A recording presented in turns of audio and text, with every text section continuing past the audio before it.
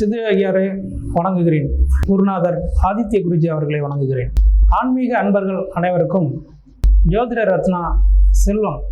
இப்பொழுது பங்குனி மாத ராசி பலன்களை பற்றி பார்க்க போகிறோம். மகர ராசிக்கான பங்குனி மாத ராசி பலன்களை பற்றி இப்பொழுது பார்க்கலாம். ராசிநாதன் சனி மாதம் முழுவதும் செவ்வாயோடு இணைந்து 2ஆம் வீட்டில் இருப்பதால் வார்த்தைகளில் நிதானம் தேவை.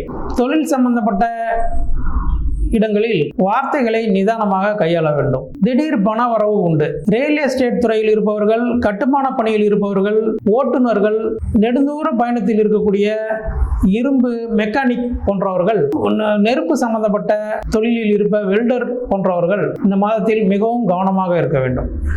ராசிக்கு 3இல் ஏற்படும் கிரகண தோஷம் பருவத்தை இளைய பருவத்தினர் நெடுநாட்களாக ஒரு பெண்ணை பின்தொடர்ந்து தங்களது காதலை வெளிப்படுத்துவீர்கள். அது வெற்றியிலும் முடியும். புதிய தொழில் தொடங்குபவர்கள் இந்த மாதம் சற்று நிதானமாக யோசனை செய்து தொடங்குங்கள்.